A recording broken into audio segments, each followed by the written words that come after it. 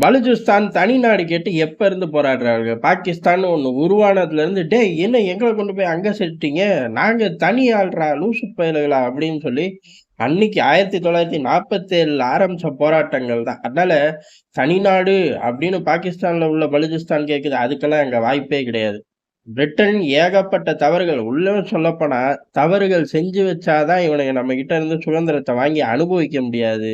அதே மாரி பிற்காலத்துல வந்து இங்க நொலநாட்டிய பேசவும் உதவும் அப்படின்னு எந்த பகுதியில இருந்தெல்லாம் விலகுறார்களோ, அந்த பகுதியில பூரா ஏதாச்சும் ஒரு சிண்டு முடிஞ்சுட்டு தான் போயிருப்பாய்ங்க பயப்புள்ளைக.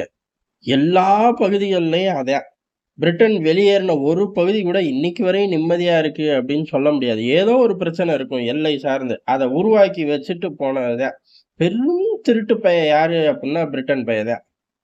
ஆனா அத அவனுங்க ராஜதந்திரம்னு சொல்லுவாய்ங்க. நம்மளும் கேட்டு தான் ஆகணும். காரணம் அப்படியே போய் அண்ணன் அமெரிக்காவோட ஒட்டிக்கிட்டான். இதுவரைக்கும் அண்ணன் அமெரிக்கா இடத்த சேலஞ்ச் பண்றேன்னு வாய தொறந்து சொல்ல சொல்லுங்க. சொல்ல மாட்டாய்ங்க. அதே பிரான்ஸ், ஜெர்மன்லாம் கூட அப்பப்போ சொல்லுவாய்ங்க. ஆனா பிரிட்டன் மட்டும் அப்படி வாய தொறந்து சொல்லவே மாட்டாய்ங்க. சொன்னா என்ன நடக்கும்னு தெரியும். அந்த அளவுக்கு அண்ணன் அமெரிக்கா கிட்டயே தன்னோட திருட்டு வேலைய காட்டுற அளவுக்கு புத்தி உள்ள பயலுக. அத ராஜதந்திரம்பாய்ங்க. சரி இருக்கட்டும் அது ஒரு பக்கம்.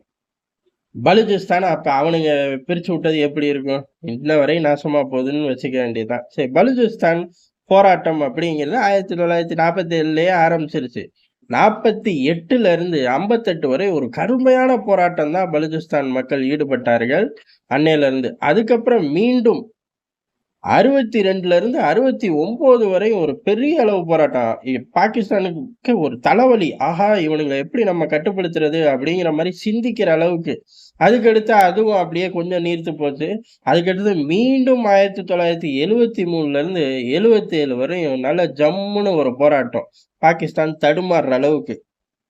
ஆனா, அதுவும் அப்படியே நீர்த்து போகுது. அதுக்கடுத்து 2000ல இருந்து உயிரோட்டத்தோட போராட்டம் அப்படிங்கிறது பல தளங்கள்ல தாண்டி வந்துகிட்டு இருக்கு. எப்ப 2000ல இருந்து 24 வரையும் உயிரோட்டத்தோட டிராவல் ஆகுது. ஆனா ஃபர்ஸ்ட் நம்ம பார்த்த காலங்கள் அப்படிங்கிறது ரொம்ப ஆக்ரோஷமா டிராவல் ஆன காலகட்டம். சரி அவ்வளவு ஆக்ரோஷம் இந்த பக்கம் 2000ல இருந்தா 24 வருஷம் உயிரோட்டத்தோட போராட்டம்.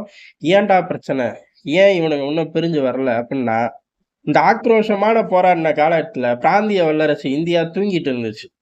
என்னது நான் பிராந்திய வல்லரசா? சீ இல்ல இல்ல. அப்படிலாம் சொன்னோம்னா சீனா சண்டைக்கு வருவான். அமெரிக்கா சண்டைக்கு வருவான். அதனால நான் இந்தியா தனி நாடு, பெரிய நாடு, பாரம்பரிய நாடு இதெல்லாம் நீயா பார்த்து போட்டுக்கப்பா.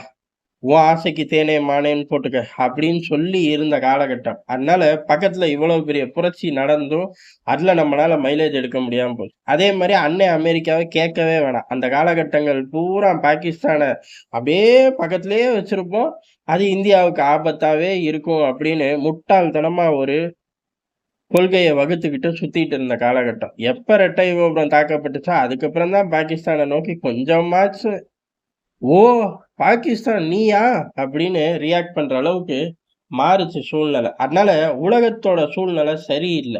பிராந்தியத்தோட சூழ்நிலையும் சரியில்ல. அதனால தான் அந்த மக்களோட ஆக்ரோஷமான காலகட்டங்கள் கூட பெரிய அளவுக்கு அவங்களுக்கு கை குடுக்கல. அதுக்கு அடுத்து உயிரோட்டத்தோட அந்த போராட்டத்த வெவ்வேறு தளங்கள்ல ஜனநாயக ரீதியா சில இயக்கங்கள், ஆயுத குழுக்களா சில இயக்கங்கள் இப்படி கொண்டு போய் பெருசா அவங்கனால சாதிக்க முடியல. இப்ப என்ன நடக்குது அப்படிங்கிறது தான். இப்ப நம்ம ஏற்கனவே 2 நிமிஷத்துக்கு முன்னாடி மேல பார்த்த இந்தியா அப்படிங்கிறது பிராந்திய வல்லரசா? டேய் நான் உலகத்துக்கே வல்லரசுடா.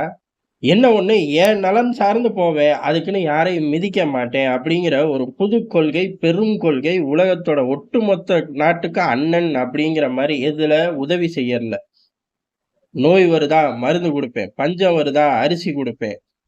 சண்டை நடக்குதா தீர்த்து வைக்க வருவேன் அப்படிங்கிற இடத்துல இருந்து நகரக்கூடிய நாடா மாறி நிக்குது. ஒட்டுமொத்த உலகமும் ஏத்துக்குச்சு. ஏத்துக்காத நாடுகள் வேற வழியே இல்லாம கால்ல விழுந்து ஏத்துக்க இந்தியா வச்சிருச்சு. இப்படி ஒரு வீர நடை போடக்கூடிய இந்தியா பக்கத்துல இருக்கு. அதே மாதிரி அமெரிக்காவை பொறுத்தவரை பாகிஸ்தான் இனிமே எனக்கு தேவையே இல்லடா. ஆப்கானிஸ்தான் இருக்கு, தாலிபான்கள் இருக்கு, அவனுங்க கையில நான் குடுத்துட்டு வந்த ஆயுதம் இருக்கு. அதுவே ஒரு 10 வருஷத்துக்கு அந்த பிராந்தியத்தை வச்சு செய்யும். அதுக்கு மேல சூழ்நிலைகள் மாறிச்சுன்னா, அவனுங்கள வச்சே இன்னொரு ஒரு 10 வருஷத்துக்கு வச்சு செய்வேன். அப்ப 20 வருஷத்துக்கு எனக்கு தேவையானது ஆப்கானிஸ்தான்லயே இருக்கு. Pakistan who are you? இப்ப எனக்கு இந்தியா தான் முக்கியம். எப்ப? அடுத்த 20 வருஷத்துக்கு சீனாவ கவுண்டர் பண்றதுக்கு இந்தியா தான் முக்கியம் அப்படின்னு கிளம்பி போயிருச்சு. இப்ப உலகத்தோட அண்ணனும் கிளம்பி போயாச்சு. பிராந்தியத்தோட அன்னை இந்தியாவும் கிளம்பி பாகிஸ்தானை மிதிச்சுக்கிட்டே இருக்கும் 24 நேரமும். இப்ப அந்த மக்களுக்கு ஒரு சாதகமான உலக சூழ்நிலை ஒத்து வந்துருச்சு. அடுத்து உள்ளூர் சூழ்நிலை. பாகிஸ்தான்ல என்னடா இருக்கு? நமக்கு தெரிஞ்சு ஒண்ணும் இல்லன்னு சொல்லிடலாம். ஆனா பலூச்சிஸ்தான்ல என்னடா இருக்கு அப்படின்னு கேட்டா, ஒண்ணும் இல்லன்னு சொல்ல முடியாது. கனிம வளங்கள் கொட்டி இருக்கு. அத சுரண்டி போய் எடுத்துட்டு போய் பஞ்சாப் போன்ற மாகாணங்கள்ல உள்ள பாகிஸ்தான் பணக்காரர்கள், ஒட்டுமொத்த பாகிஸ்தானும் பஞ்சாப்ல தான் இருக்குன்னு சொல்லிக்கலாம். ஏன் அப்டின்னா, பாகிஸ்தான்ல பொறந்தாலே அவன் ஜோலி முடிஞ்சிருச்சு அப்படின்னு அர்த்தம். ஆனா பஞ்சாப்குள்ள பொறந்தா, ஒட்டுமொத்த பாகிஸ்தானையும் சுரண்டி தின்னுகிட்டு சேஃபா அங்கேயே வாழலாம். கொஞ்ச காலம் கழிச்சு அப்படியே துபாய், அப்படியே வெளிநாடுகள்ல செட்டில் ஆயிரலாம். சொத்துக்களோட போய் செட்டில் ஆயிரலாம். பொழைக்க போய் செட்டில் ஆகுறது வேற கதை. இங்கேருந்து திருடிட்டு போய் சொத்த உருவாக்கி அங்க ஜம்முன்னு உட்கார்ந்துக்கலாம். எங்க? பஞ்சாப்ல பொறந்தா மட்டும். பாகிஸ்தான் பஞ்சாப்ல பொறந்தா மட்டும். அதுக்குள்ளேயே அப்படியே சுத்தி சுத்தி பிரிவுகள் போகும். அது நமக்கு தேவையில்ல. அப்படி பஞ்சாப்ல வளம் கொழிக்கிறதுக்கு இங்க இருந்து சுரண்டி திங்கிறது தான் காரணம். இப்படி சுரண்டி திங்கும்போது சுரண்டி சுரண்டி போர் அடிக்குது. மொத்தமா தூக்கி சீனாவுக்கு தர வாத்துருவோம் அப்படின்னு செய்ய ஆரம்பிச்சாங்க.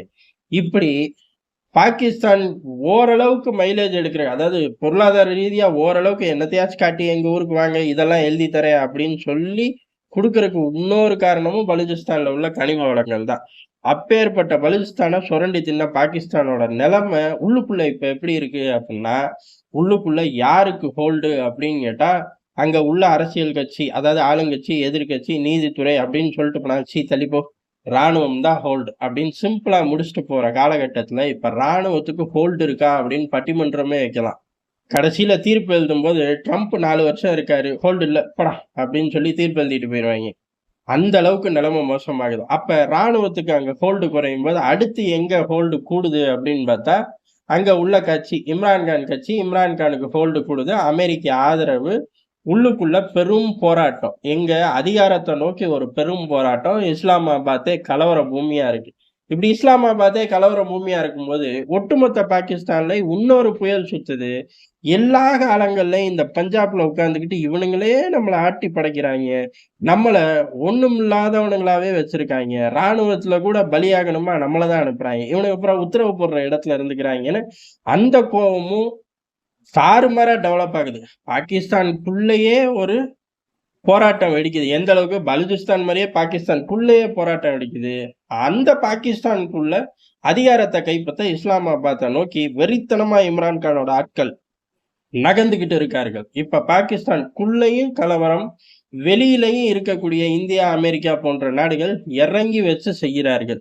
இந்த சூழ்நிலை அப்படிங்கிறது நமக்கு ஃபேவர். அதனால நம்மனால இப்ப பலூச்சிஸ்தானை தனி நாடா உருவாக்க முடியும் அப்படின்னு சொல்லி இறங்கி வேலை செய்கிறார்கள் பலூச்சிஸ்தான் போராளிகள்.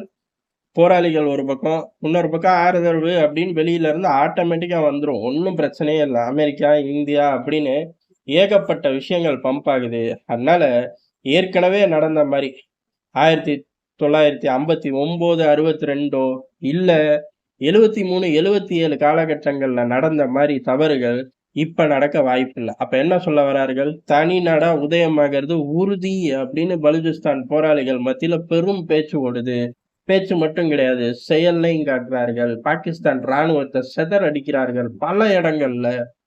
பாகிஸ்தானோட அரசியல் அப்படிங்கிறத பலூச்சிஸ்தானை பெரிய அளவு திரை போட்டு மூடி வச்சிருந்த அரசியல்லாம் இப்ப சிதறி கிடக்கு. பலூச்சிஸ்தான் தான் ஃபுல் ஃபோக்கஸ்.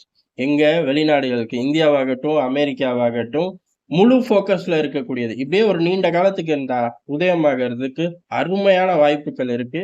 பயன்படுத்திக்கவும். அங்க நீண்ட நாட்களாக போராடி போராடி அந்த மக்களும் பெரிய அளவு கிடைக்கிற கேப்ல பெரிய அளவு மைலேஜ் எடுக்கணும் அப்படின்னு ஒவ்வொரு விஷயத்தையும் சிதறடிச்சு முன்னேறுறார்கள்.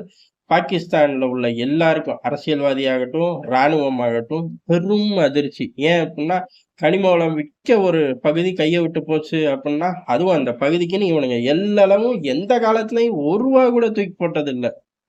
ஆனா அங்க இருந்து கோடி கணக்குல உருவிக்கிட்டே இருந்தாங்க. இப்ப அது கைய விட்டு போகும்போது ஏறக்குறைய அவனுங்க ரிசர்வ் பேங்கே போச்சு அப்படிங்கிற மாதிரிதான் அவர்களோட மனநிலை. ஆனா இதெல்லாம் பத்தாது. விரைவில் நடக்கணும் அப்படிங்கிறது தான் பலூச்சிஸ்தான் மக்களோட மனநிலையா இருக்கு. நன்றி, வணக்கம்.